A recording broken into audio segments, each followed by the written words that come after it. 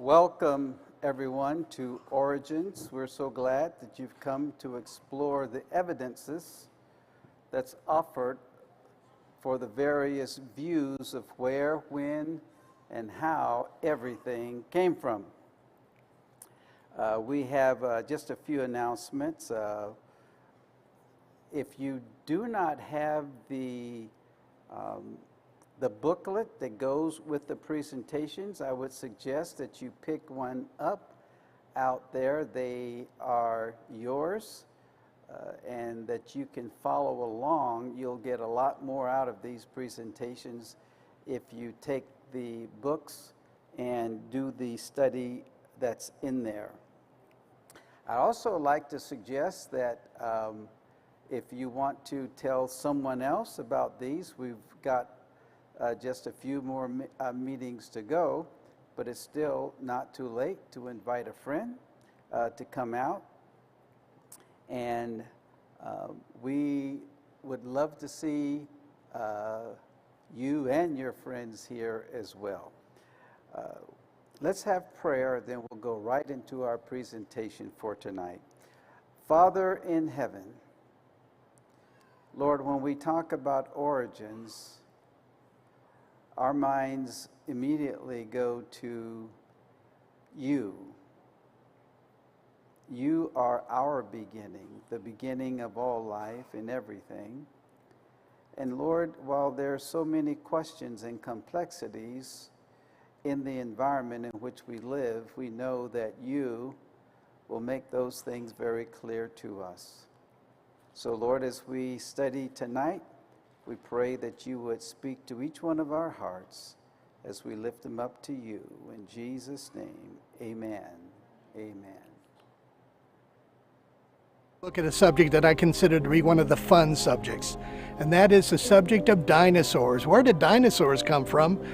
You'd be surprised how much the entry of dinosaurs into the discussion of origins has really changed the world's view on where everything came from. Some people have even doubted their existence. I don't think you can doubt the existence of dinosaurs anymore. They were here. Now today we're going to take a look at the information we have about dinosaurs and how they fit into the subject of origins generally. And right now, we're going to turn it over to our local hosts. Again, thank you for coming.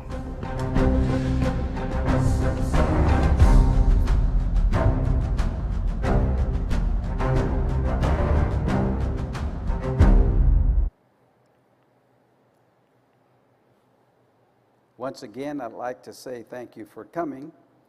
And this is presentation number 4 in a 6-part series on origins. On the first night, we had a discussion about the origin of the debate and why there's conflict between science and religion. Then on the second presentation, we talked about the origin of humanity. Where did human beings come from? Then on the third night, which was night before last, we talked about the origins of the oceans, and we explored the issues around the flood that's mentioned in the Bible, and that's also mentioned in just about every other culture on this planet.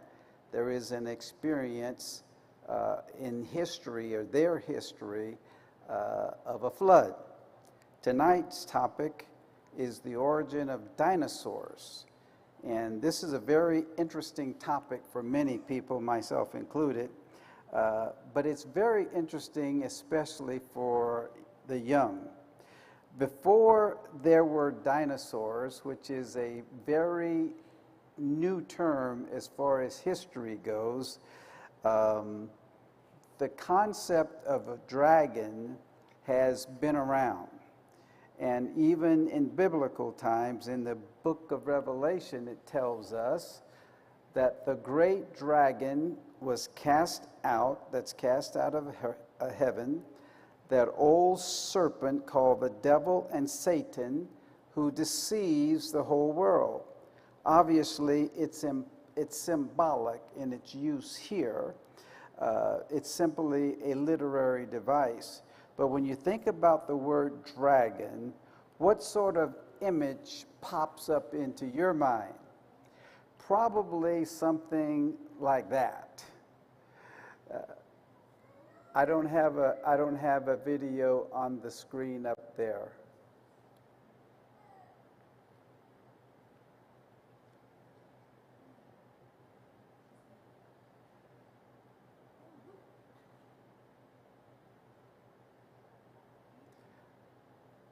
I'll keep talking.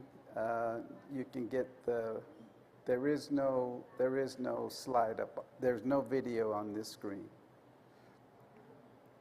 Okay, the English word dragon comes from the Greek word drakon, which simply means a large reptile. That's important for our presentation as we examine the fossil records and the geologic column and the Bible also for this captivating story of dinosaurs. All three images, not three images necessarily, but all of the images of red and pointy-tailed and fire-breathing creatures is what people normally come up with when you use the term dragon, but these all come from medieval times. When did they first find dinosaur fossils, and what did they think about them? Actually, dinosaur fossils, as far as our historical tracking of some of this scientific data, dinosaur fossils are fairly new. And the story begins back in 1676 with this gentleman by the name of Robert Plot. He was a chemist professor at Oxford University in England. And he was the first scientist to write a scientific paper about a dinosaur bone. It was part of a leg bone of a large creature. He didn't know about dinosaurs yet. Nobody did. So he took a guess that maybe it was a bone from a Russian-era elephant brought to Britain by the Roman Empire. You know, the Roman Empire at one point ruled even England. It was not a bad guess, but it turned out that it was a dinosaur bone. Here is a picture of Edward Hitchcock. He was a pastor in the United States in the early 1800s, and his discovery, he made a discovery, and he published this paper on these tracks, footprints in Connecticut near a small town where he was pastoring. And he saw these fossilized footprints on the side of the road, and they looked like giant bird footprints. Yes, it was a dinosaur that left those footprints, and it was not a bird. So we see now a progression in the discovery of these creatures that we today call dinosaurs. Meanwhile, back in England, they were finding more and more bones, and even finding some bones that had teeth. Here's a picture of Mantell's tooth. It was named after Dr. Gideon Mantell, who found it in England in 1822. And he asked his science friends what kind of tooth they thought that was. Well, some said maybe it's a rhinoceros or a fish or some kind of mammal. No one actually knew, but finally someone suggested that it looked like an iguana's tooth, only about 20 times too big. He continued to find more bones that were identified and connected with this critter, and he called it an iguanodon, which means iguana tooth. This rendering is one of the first drawings, the one you see on the left there, one of the first drawings made, which in time would be understood to be a dinosaur. I still don't have anything up there. On this one in front of me, it's not on. Maybe the thing is not on. I don't know. Now, they've found more bones since that early rendering, and now they think the iguanodon looked more like this. This little guy, instead of a big chunky guy, they think that he looked more like that. And they also found some bones, a jaw, teeth, that would eventually be called the Megalosaurus. And all that means is big lizard. Whenever you see the word saurus in the name, it means lizard. So Dinosaurus, all these things are referring to these humongous animals that they're all classified as lizards. Now, this led to a new word that was coined by this British anatomist. His name was Richard Owen. And other than Charles Darwin, he became the most famous scientist of the 19th century in Great Britain. And he actually didn't see eye to eye with Darwin. They clashed on some of his ideas. He was an expert in bone structure, and he coined a term in 1842 from two Greek words, dinos, which means awesome, and saurus, which means lizard. Awesome lizard. And that's how we get Dinosaurus today. It's a suborder of reptiles. In England, dinosaurs were starting to get a lot of attention. And this Crystal Ice Palace exhibition in London in 1851, in this beautiful glass building, things were on display. But they had erected in the gardens of the Ice Palace exhibition these models reflecting some of the recent discoveries of these dinosaurs, or these large lizards. Megalosaurus, iguanodon, these things were on display. You see two of them there on the screen. These original models are actually still there in London Park to this day. So if you go over to London, you can still go and see these. They're very ancient and they are old. They are not necessarily representative of exactly what these critters look like. One of the most significant finds here in America was by Dr. Joseph Leidy, and he was a scientist, and they called them in those days institutes, but we would call them museums today, in Philadelphia. He heard of some bones being found on a farm over the border in Haddonfield, New Jersey. A friend had been looking at these bones, and he invited Dr. Leidy to come and inspect them. They dug them out of a pit and eventually brought them back to his institute. There they assembled them and put them on display. This was the first dinosaur found in America, and he named it Hadrosaur. This was in 1860s, roughly. But most importantly, it was the first dinosaur display in the world, and because of that, it attracted large numbers of people, big crowds. People wanted to see these new creatures. They'd never seen anything like that ever before. So they were curious.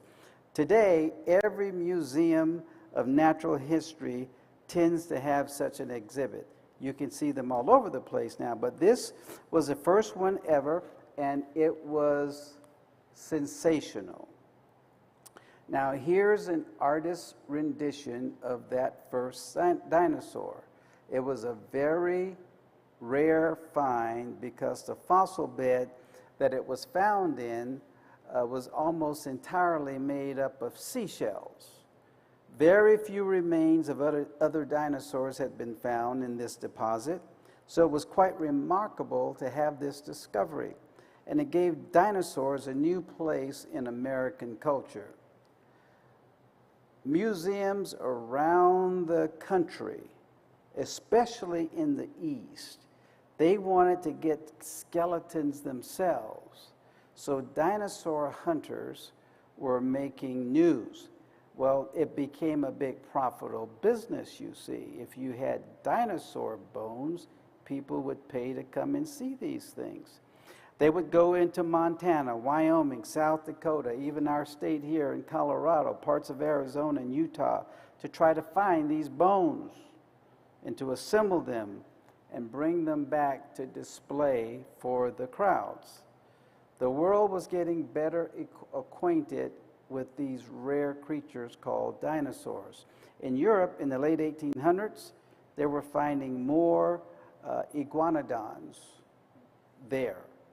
Also in Europe, American dinosaurs, like this large Brachiosaurus, was on display in the Louvre in Paris and making its way to some of the other major museums. So as you can see, this was not only a historical event, this was a big cash event for the ones who were participating. The American Museum of Natural History in New York, they were able to locate and display a skeleton that they call Brontosaurus, which means thunder lizard. It was a sensational find, and it was beautifully preserved and fairly complete. However, they found out later that the skull of this critter and the body were actually from two different animals. It had the body of an Apatosaurus and with the Camarasaurus head. However, the name Brontosaurus still, it endures. It didn't shake that name. It was fabulous, and people were absolutely awed by the size of these dinosaurs, these what they call awesome lizards. Now here on the left, you can see that one of these, the bones are being assembled, and you can see from the size of the men standing at floor level how huge these things were.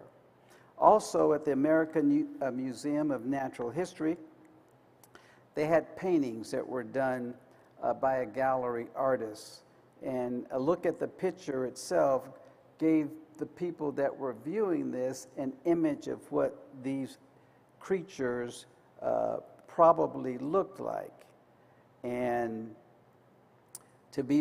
they could see what it would be like to be back in the time when these giant creatures roamed the earth, and it really did spark the imagination. What would it be like to live around these huge school bus-sized animals? Dinosaurs were most famous for their size. However, the teeth in these creatures were clearly vegetarian. And so the only fear of living around them was that you just didn't want to get stepped on, because they would squash you as flat as a pancake, I'm sure. Then, one day, they found something with serious teeth in it. These teeth did not look like they were vegetarian.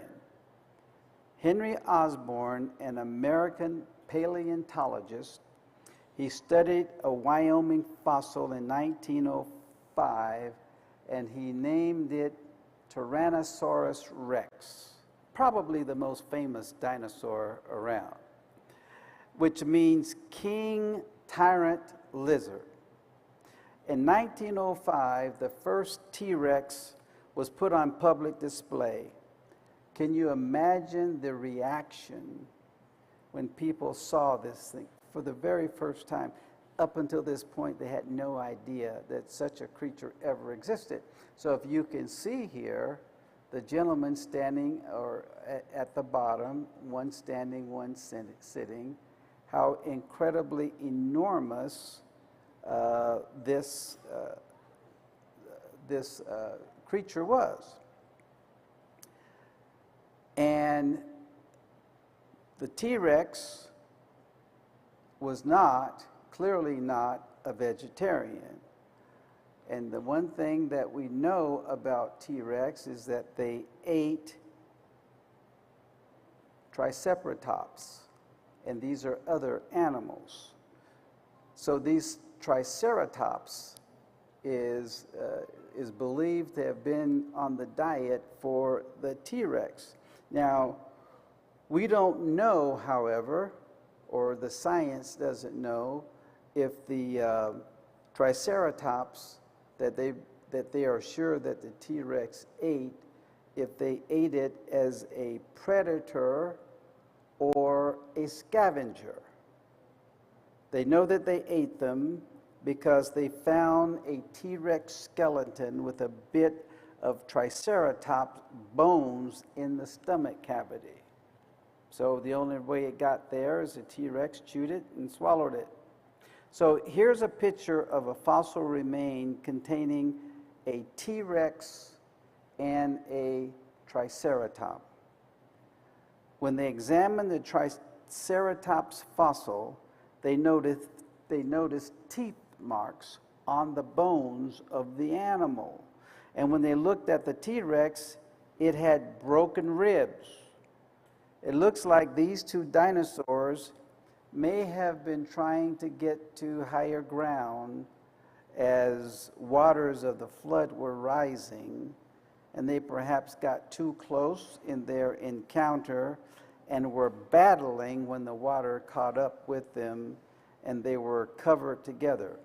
It'd be hard to describe any other scenario that would cause this to happen, but it's just speculation.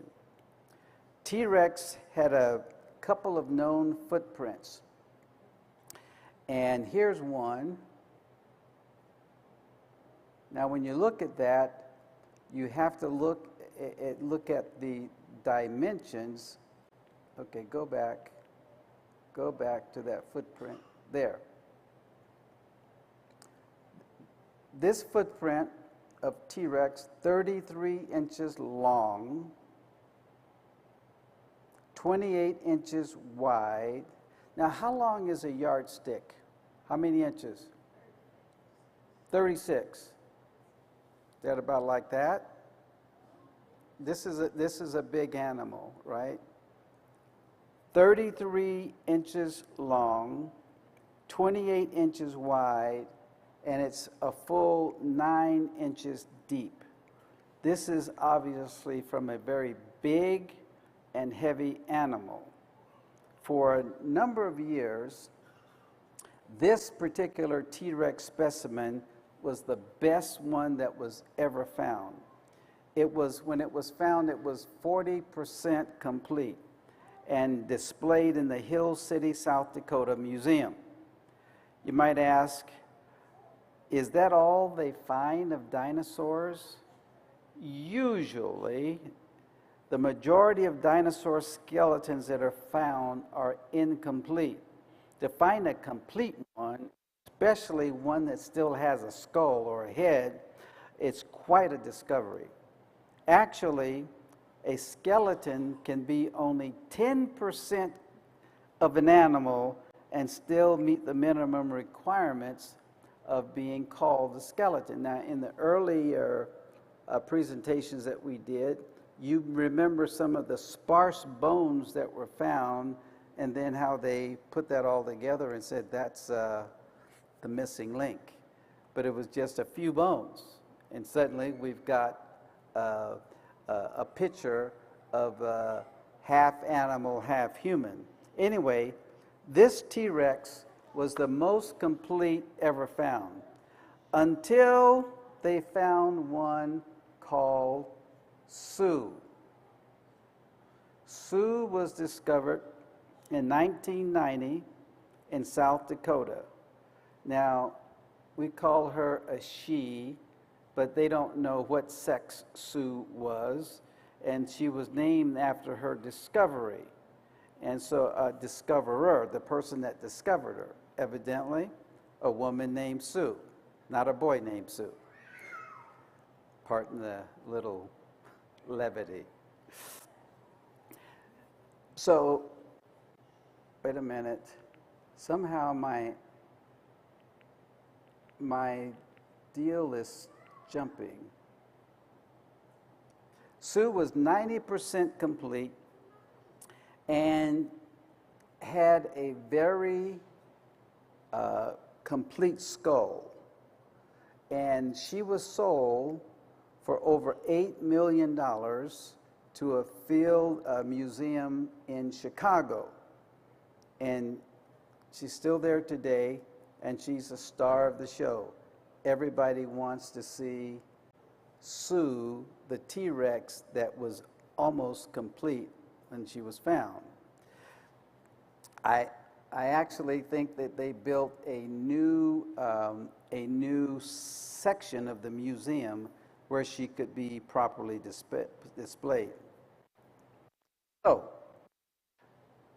there's an important question, T-Rex, and that is how old are these fossils? Because when we're talking about origins beg the question of where did it begin? So what we really want to know is how old are these bones that we're looking at? We're going to talk about that in our next presentation when we talk about the origin of the earth. And we're going to examine one of the greatest challenges for creationists, and that is, what is the age of the earth? The rocks tell us that the earth is 1 million or millions of years old. Don't they scream that at us? This is the standard understanding of today, but in 2005, scientists broke open a T-Rex femur in order to look at and study its interior. What they found out was something that they were not expecting to find. They found interior vessels that were still soft and flexible. Now, they thought they had a critter who was perhaps millions of years old, and now they look inside the bones, can't be. And they saw what appeared to be red blood cell stains. It had been assumed that organic material could not be present in something that was, according to the standard model, 65 million years old. How could they still be there? How could we still have something that clearly is not that old? So we'll examine that in our next presentation. Other evidences of dinosaurs would be footprints. Footprints are still considered fossil evidence. Here's a 3-toed footprint if you look at it. I need them to interpret some of these things for me, because as a layperson, I look at that and I don't necessarily see a dinosaur footprint, but the experts, they look at it and they say, there's a 3-toed fossil footprint there. It provides information about stance and about gait. When it's walking, they can read the footprints. Another question is, were dinosaurs really reptiles? 2 fossil dinosaur finds help answer that question.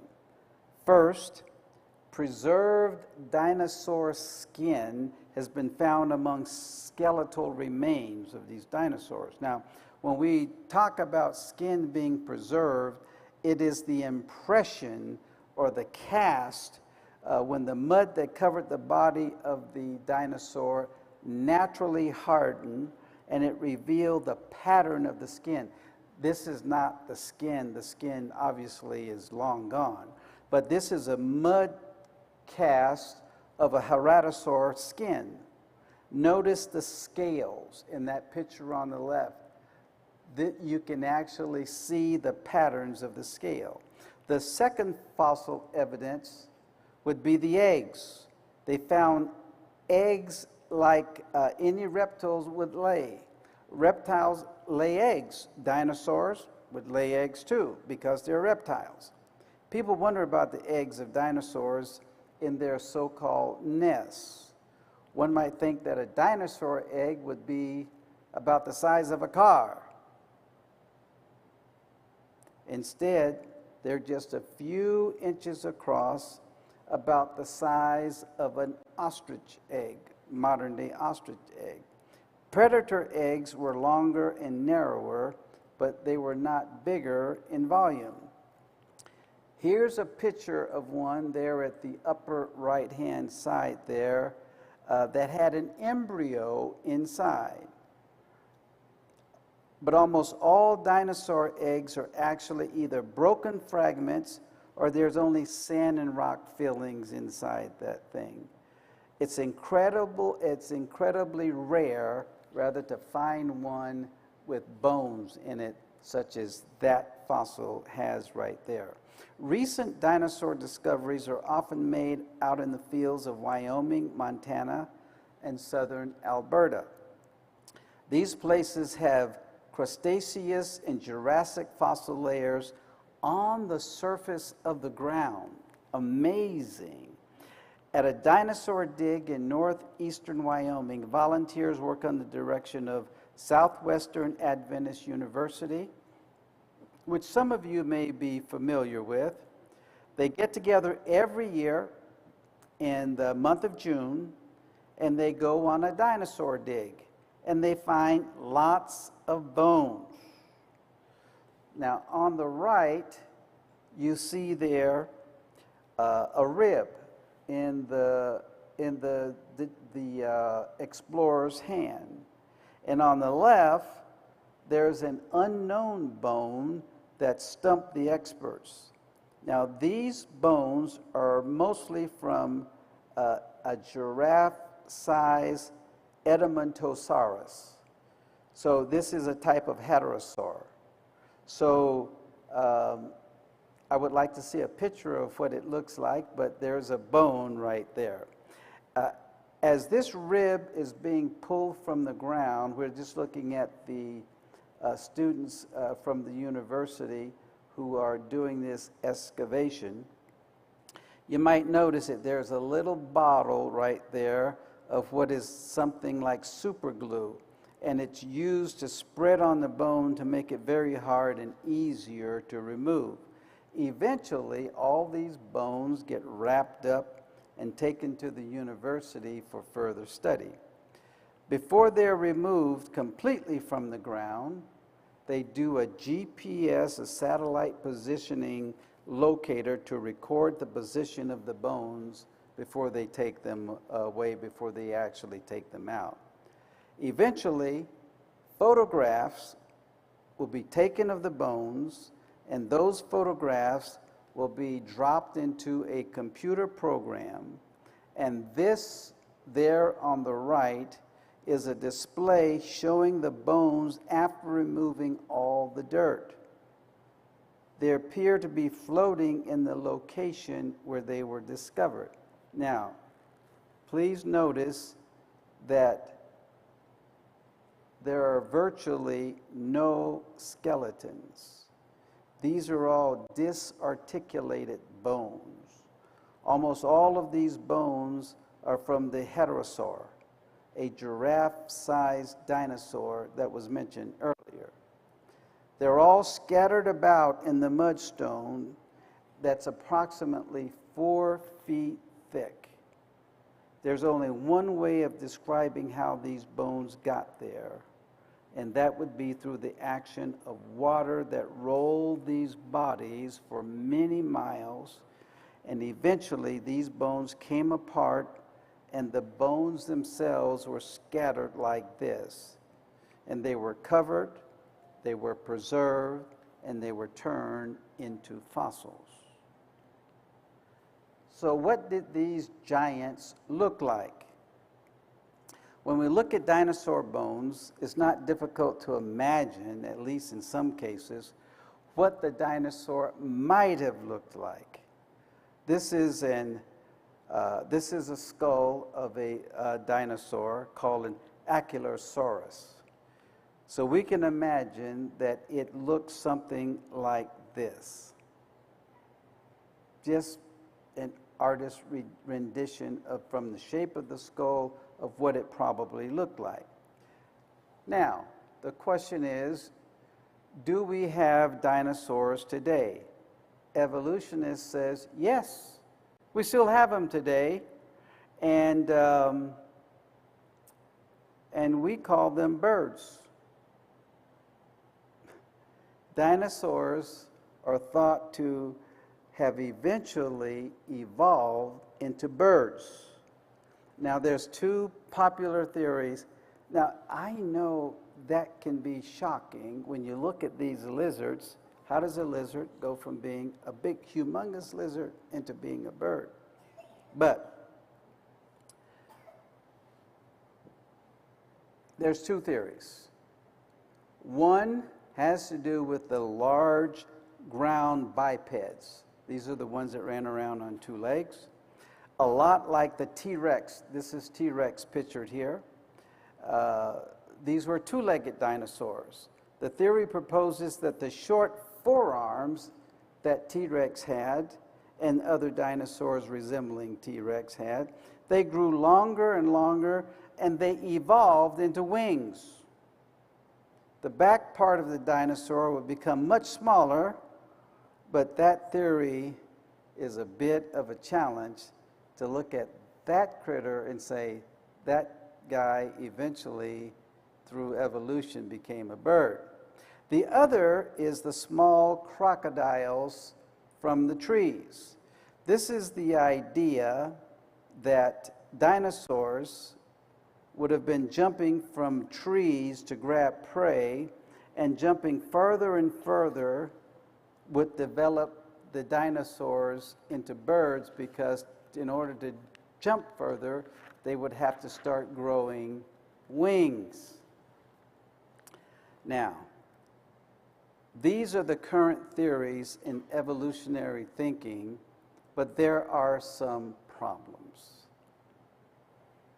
Large legs, small forearms, heavy tails. Well, you would just about need the opposite to be a bird. Skin would have to develop or become wings. And in addition, a cold-blooded animal would have to become a warm-blooded animal. And then the scales that's on this animal would have to somehow change into feathers. It would need to go from these bumps on the top of the skin to something growing from underneath the skin, a follicle of some sort, that eventually becomes a feather. One of the interesting things about this idea is in looking at where this all might fit into the geologic column, which we've talked about before, that goes from the oldest at the bottom to the youngest at the top. A feathered bird is found as low as the middle Jurassic layer. That's pretty far down there. This bird that you see there on the right was found in Germany and dated to be 150 million years ago using the standard model. At the time of this discovery, this half-lizard-looking bird greatly helped Darwin's theory, because they thought, well, here's a lizard that's becoming a bird. Next to birds in the geologic column, let's add dinosaurs. Dinosaurs are only found at the top of the Triassic, Jurassic, and the Cretaceous layers. Here's where the flying dinosaurs, like the pterodactyl, are found. Now let's look at where the land dinosaurs are found. They start a little lower than the flying ones do. But despite what you might be thinking, birds did not evolve from flying dinosaurs. No, the dinosaur to bird evolution theory holds that they came from land dinosaurs. There's a little bit deeper layer, or the land dinosaurs are a little bit deeper layer in the hierarchy there, and an ancestor from there could not have not become a feathered animal. But the problem is further complicated because they found footprints of feathered birds at the top of the Triassic layer, which is at the very bottom. So if birds are way down there at the bottom, they could not have evolved from animals that's higher up the chart. So here's footprints of birds found in Argentina. These are fossilized footprints, and it's definitely bird footprints because it has that backward toe, so it looks like a bird. And we can see here that there's no pattern of walking. This bird, at some point in the past, hopped around on the mud, perhaps as water was rising. We keep throwing that in because a lot of these stories, as you're reading them, it tend to support the notion that animals and humans were trying to escape to higher ground. So, this is what an Argentinian scientist said. It's significant because we find footprints without morphology. That simply means shape. Without shape, identical to, with shape that's identical to modern birds and rocks that predate by 55 million years the first record of true aves, that's birds. This scientist is saying that the shape of the footprint looks like a modern bird, but how can that be if it's 55 million years old and older than the first fossilized bird ever found? So you cannot explain that, quite frankly, through an evolutionary explanation. Dinosaur evolution by types is another question that we need to look at. This chart is going from earlier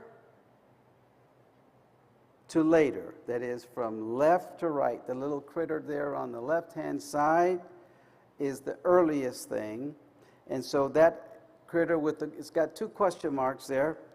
It's supposed to be the imagined ancestor of dinosaurs, of all dinosaurs. And it's not yet been found, all right?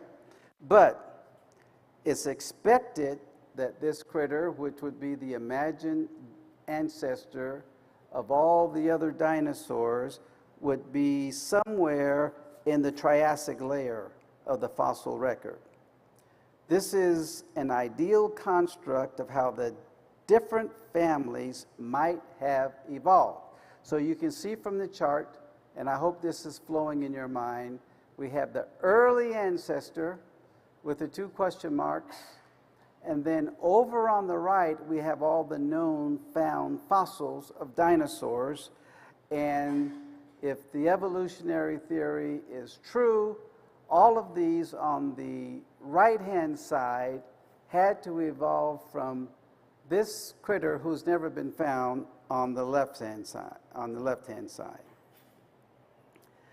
We have found fossils beneath these animals on the right column, so we should find some fossils of those branching points on the left. So essentially what we're saying, if we found fossils of these on the right, we should have some fossils in between the critter on the left and the things that evolved from it on the right. So, because everything from left to right would have been on their way to becoming what we see as a final outcome. However, there are no such ancestors ever found. None exists, including the ancestor to birds. We have zero. What we have is these dinosaurs and nothing to say where they came from or evolved from. Evolutionist David Weissample, he wrote about this problem of dinosaur evolution. He says this, and remember, this gentleman is an evolutionist. From my reading of the fossil records of dinosaurs, no direct ancestors have been discovered for any dinosaur species.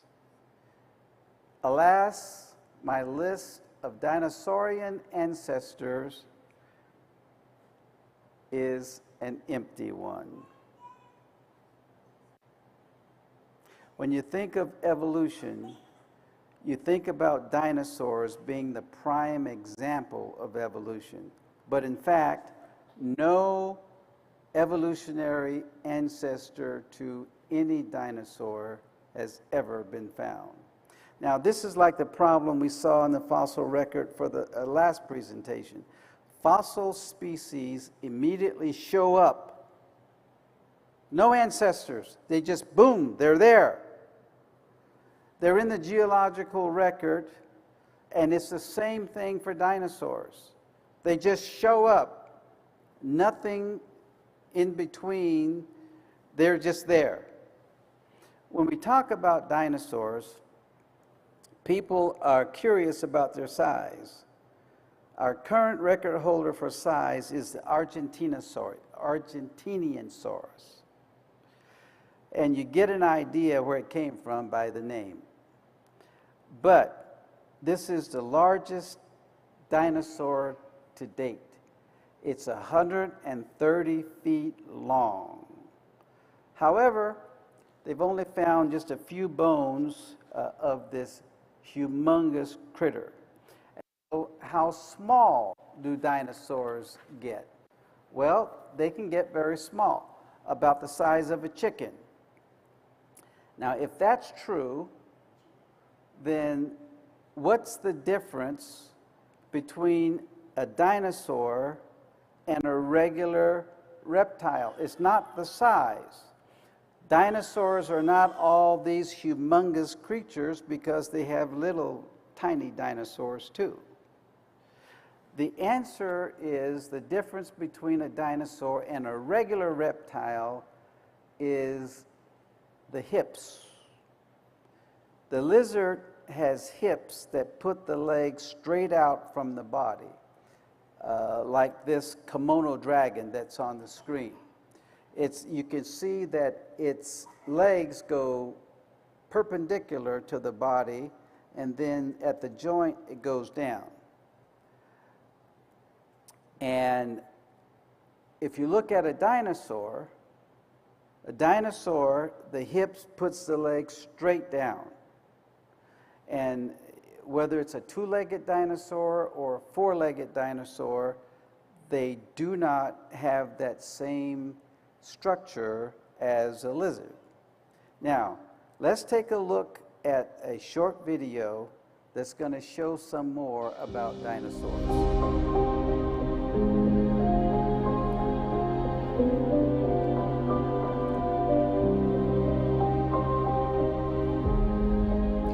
In the mid-1800s, when dinosaur bones were being found all around the world, they did much to strengthen Charles Darwin's questioning of the biblical account of creation. There's no question that these bones reveal an ancient world much different than the world in which we're living now. Let's go and take a look at where those dinosaur bones are being found. Let's go to a dig site in the state of Wyoming.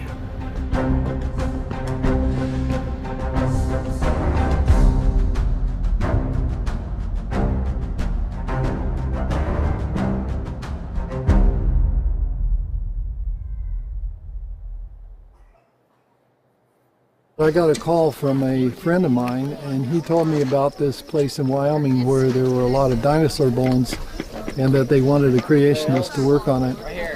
So I wasn't really initially interested, so I called a colleague of mine who's a vertebrate paleontologist, and he came out and looked at it. Subsequently, he brought me out here, and we looked at it together, and the owner of the ranch, who's a very wonderful person, brought me up onto one of these ridges. It's actually very near to here.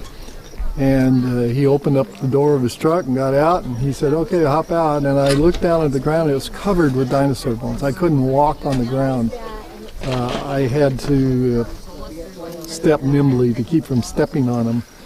But that convinced me that I needed to spend time on this because these bones are being washed away and they're lost to science. So somewhere, sometime, dinosaurs were here. And what we see behind us, this whole area, these are the main quarries here. There's some outlying quarries. But the main quarries are approximately 1 meter thick and cover quite an area. So the little bits you see here that's already been taken out, a couple other quarries are about 1.5% of what we think the whole bone bed is. We have quite a range of dinosaurs with the main ones are hadrosaurs. They are the duck-billed dinosaurs, 35 feet long, 6 tons, 5 to 6 tons, big ones. These dinosaurs show a lot of decay took place before they were buried, ultimately buried. They may have been buried and then re-emerged. But the most sensible scenario I can think of is that these dinosaurs were killed probably by drowning or some other cataclysm, and they floated and bloated so that the carcasses were floating on water. They were probably driven onto a shoreline by wind where they rotted for a period of time. And during this time they were rotting, the carnivorous dinosaurs were still around, and they came over and began to eat on these carcasses because we find the shed teeth of carnivorous dinosaurs, of the theropods. We find those in amongst the bones. Ultimately, the bones were remobilized and transported out into deeper water, and we know that because they occur in a graded bed. So the big bones are at the bottom and the little bones are at the top. Our project has advanced our view on origins because of the techniques we use. The high precision GPS data allows us to map our bone beds. And by doing so, we've been able to figure out what event led to all these dinosaurs being deposited at this site. Our system is so advanced that the greater scientific community has noticed what we're doing, and we've been able to publish our data. I think this is amazing because not only are we seeing that our deposit was put there by a flood-like event, now that other scientists are examining their bone beds and looking for alternative scenarios, they're also seeing evidence of catastrophic flood events. And even though we can't say this is a global type flood event just yet, we do see more and more evidence for catastrophic flood events resulting in large bone beds. One of the questions a lot of young people have is where did the dinosaurs come from? Did God make them, or are they some anomaly of nature that is freaky and difficult to explain? I think most kids love dinosaurs, and I think it's it's very clear God made dinosaurs. They were alive, they were amazing creatures, and there are whole ecosystems that comprised of dinosaurs. Will there be dinosaurs in heaven? I sure hope so. I love to be a good Christian, to try my best, but I get a little extra motivation from thinking that I get to play with a T-Rex or play fetch with some raptors in heaven. I personally think they're remarkable animals, and I can't wait to see them in person. At least I hope. I can't prove it, but I really do hope we get to see them again. I would love to see some, like feathered dinosaurs like the, Deinonychus and the raptors and things like that, and see really how bird-like were they. I think that some of those dinosaurs probably were part of God's creation. And so I hope. I don't know, but I hope. I'm a biologist. I want to study these things. And I will tell you that when I look at dinosaurs, they're not the dreadful things that are frequently depicted in the movies. Yes, there are obviously some that were predators of various kinds, some of them terrifyingly big like T-Rex, or just terrifyingly big like the titanosaurs and things. But most dinosaurs were normal-sized creatures. Many of them were obviously herbivores, so they ate plants. I'd like to see one of those in action. They look like they were amazingly designed creatures, and I have lots of questions about them. I want to know how those absolutely huge dinosaurs, how they got blood up to their brains. We talk about how small their brains were, and I have lots of questions about that.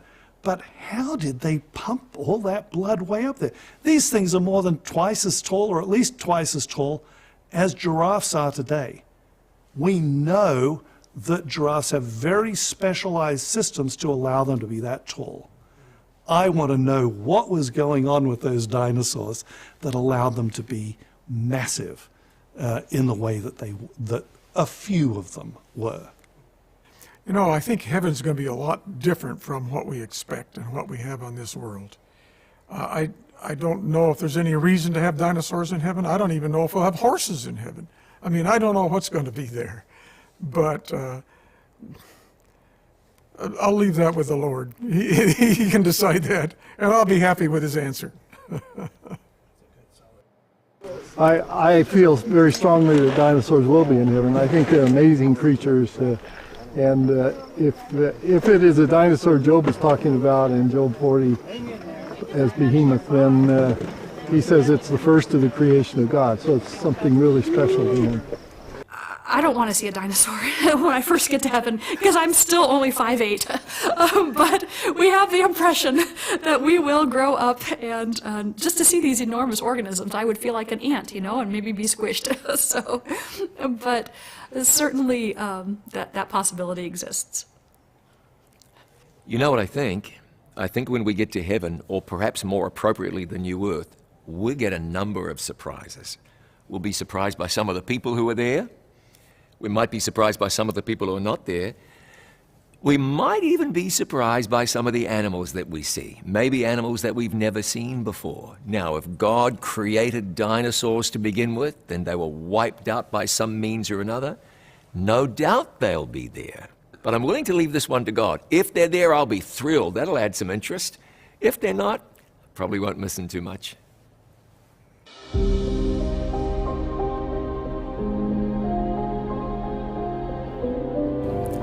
This is a replica skull of an Brontosaurus, the kind of dinosaur that they are finding the remains of thousands of there in the Wyoming dig site we just saw. Dinosaurs are a very popular subject today in the world, especially among kids. For many, they prove the idea that the world is millions of years old. But let's start thinking of them in a different way. Let's start thinking of them as a class of animals that God created that he might be actually rather proud of. Let's take a look at that now.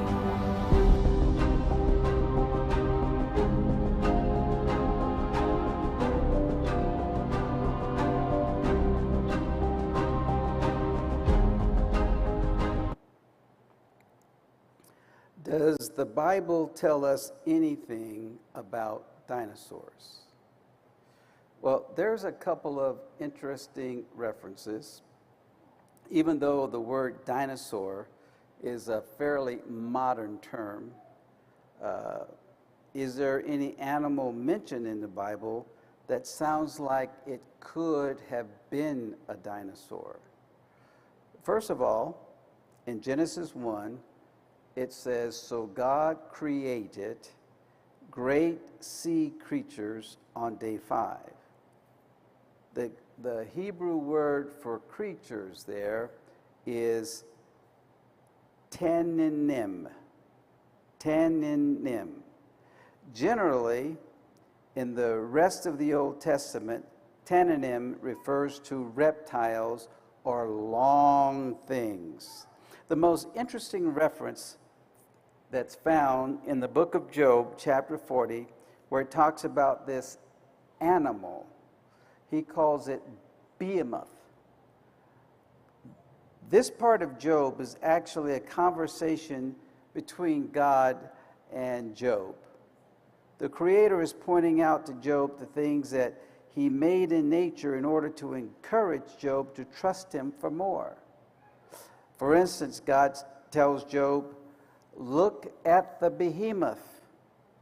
The word behemoth means beast, which doesn't help us to identify it here. Then he goes on to say, "Which I made along with you."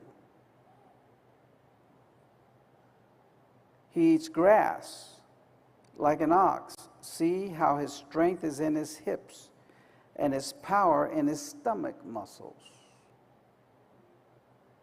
He moves his tail like a cedar.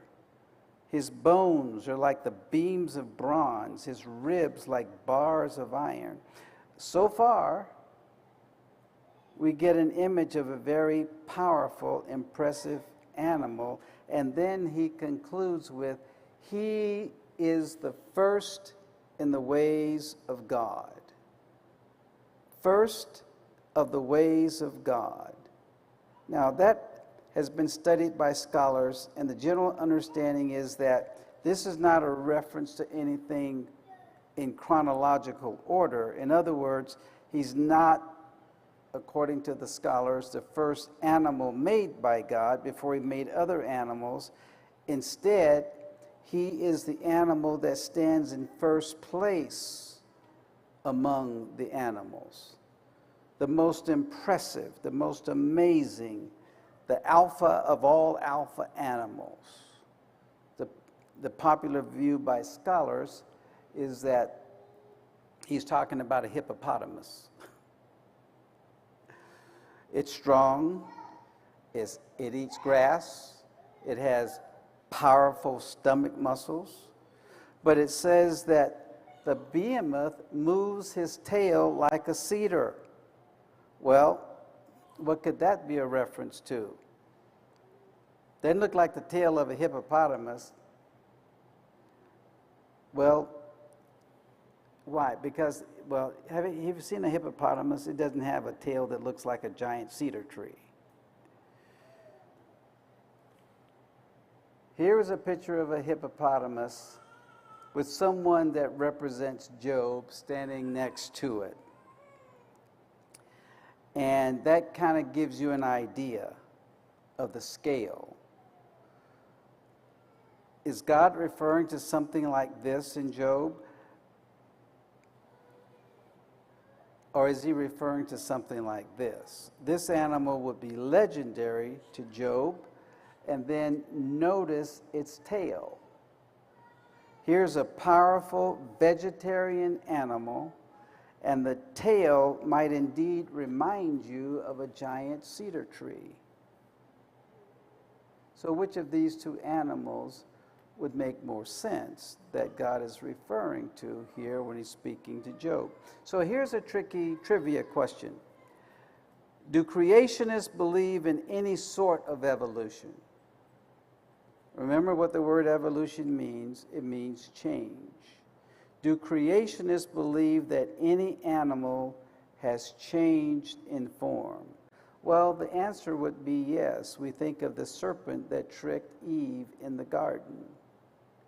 The Genesis account says that it became a cursed animal because of sin. God told this serpent, "You are cursed more than all the cattle. On your belly you shall go, and you shall eat dust." A curse in Hebrew, in the thinking of Hebrews, it makes something worse. When something is cursed, it's tangibly worse than it was before. This is similar to blessings. If something is blessed, it's far more than a thoughtful, cheerful hope. It's actually something that makes a difference. A curse does the same thing, only it does it in a negative way. We want to be blessed, but we don't want to be cursed. I sure don't. God tells the serpent, "You no longer will be the attractive animal that you were before." Like the one that was able to tempt Eve. You're going to be unattractive. You're going to be a scary creature. But it also says, you are cursed more than all the cattle. All animals appear to have fallen from their original description. Sin comes in, all of creation falls. The Bible tells us that the earth was corrupt before God, and the earth was filled with violence. So God looked upon the earth, and indeed it was corrupt, for all flesh had corrupted their way on the earth. And God said to Noah, "The end of all flesh has come before me, for the earth is filled with violence through them."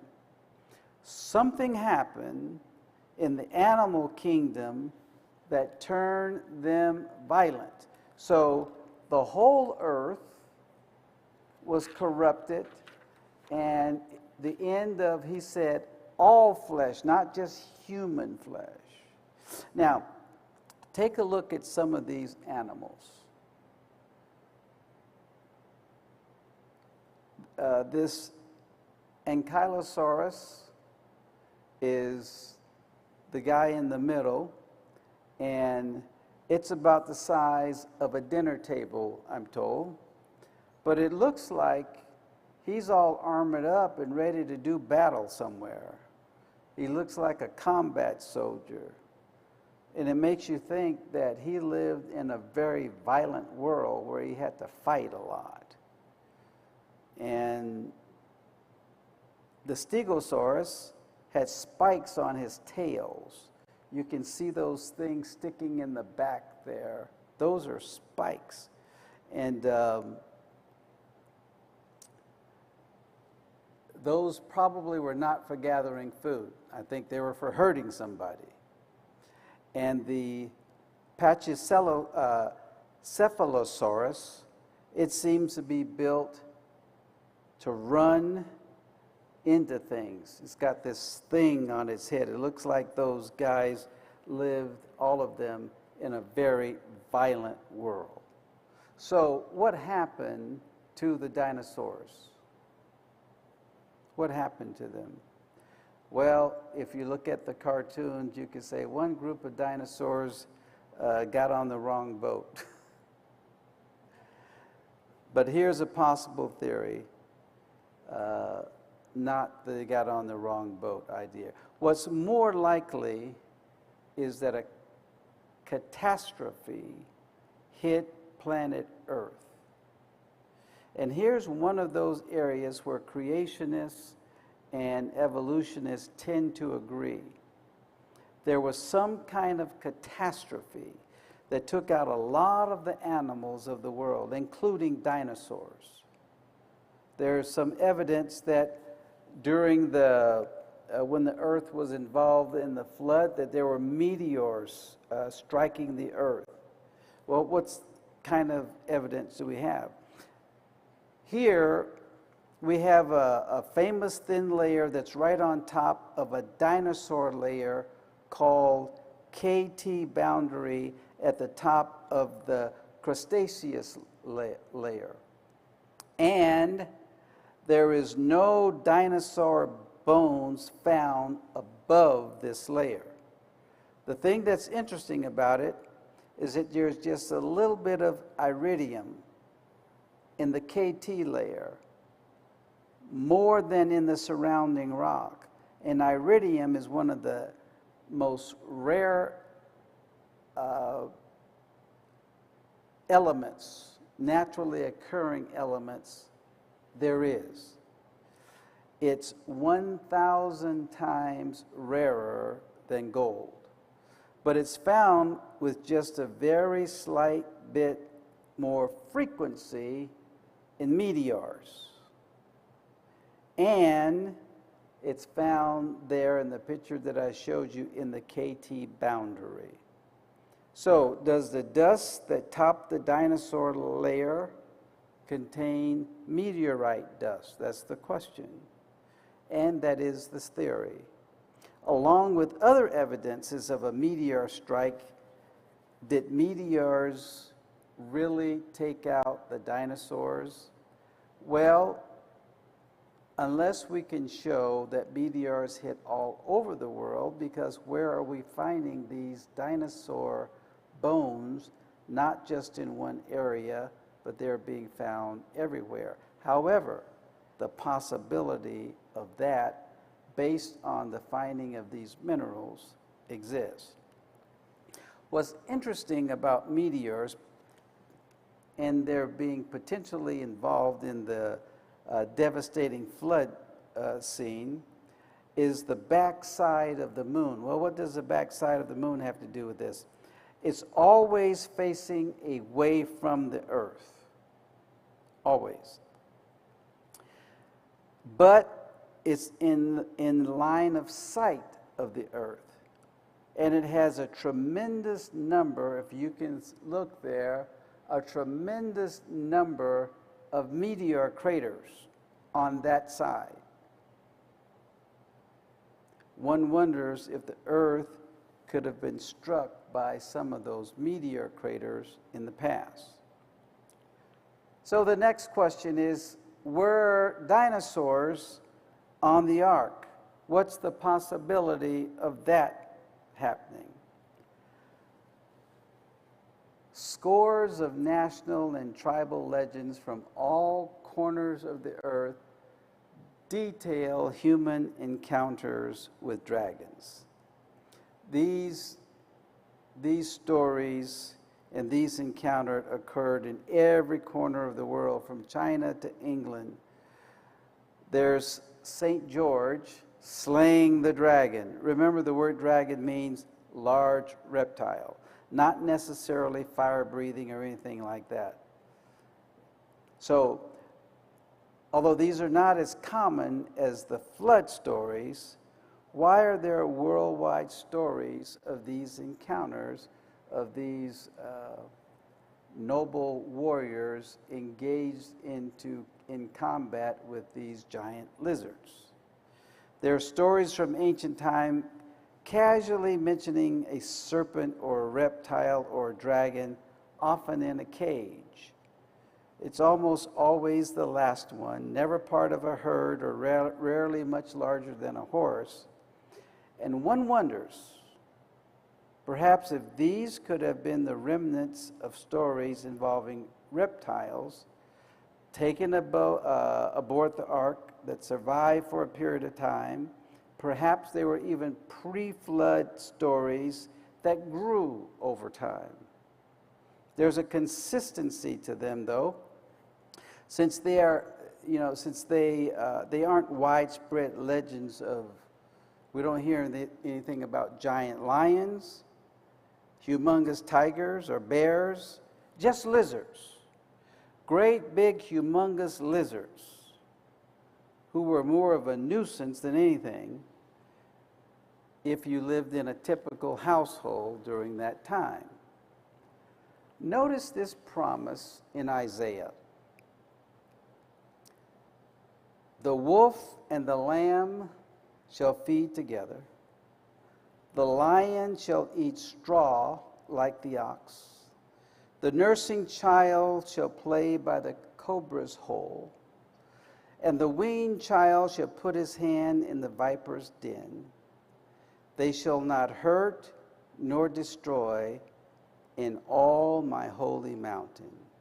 It describes here a gentle world, a peaceful world, not the violent one that if we look backwards, we see from the Garden of Eden forward, we see a world filled with violence. Perhaps including dinosaurs, these awesome lizards. The first verse that we examined at the beginning of this presentation was from the book of Revelation. So the great dragon was cast out, that serpent of old called the devil and Satan, who deceives the whole world. Remember in John's day when he wrote the book of Revelation 2,000 years ago, the word dragon meant large lizard or large reptile. So if we replace the word dragon with one that's very similar, it would read like this. So the great dinosaur was cast out, that serpent of old called the devil and Satan, who deceives the whole world. His purpose is to deceive the whole world. Revelation 14 reveals God's reaction to the dragon, that's Satan's warfare of deception and persecution that's revealed in the scripture in Revelation 12 and Revelation 13, concluding with the second coming of Jesus, the event that we all so look forward to. The three angels warns of a world that's filled with Satan's final deception, and it's calling humanity back to worship God, the Creator. But there's another story of origins out there where God was not the Creator, one that the devil would like to deceive the world into believing. And what better image to spread that story, his story, than the image of a dinosaur, a dragon.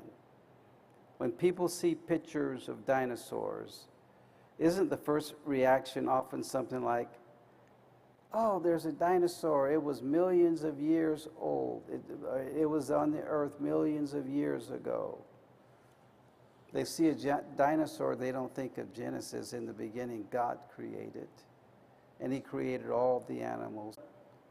Many today embrace a culturally informed, scientific story of uniformity as was presented earlier. Hopefully, our study of this subject and our study tonight provided a different way of looking at the captivating world of dinosaurs. And we look at it in the context of, in the beginning, God created the heavens and the earth. Well, I thank you all for being here with us for this presentation tonight. And tomorrow, we're going to look at one of the most important and the most intriguing of the subjects. It's the origin of the earth. Pardon? That's right, not tomorrow, Thursday. If you come here tomorrow, you'll be with a different group of people. We won't be here tomorrow. We don't use the building on Wednesdays, but Thursday night, the origin of the earth. You don't want to miss that one. Share what you're learning with someone else. Invite them to come out. God bless you, And thank you for coming, and I hope you were blessed and informed by the presentation tonight. Have a good evening.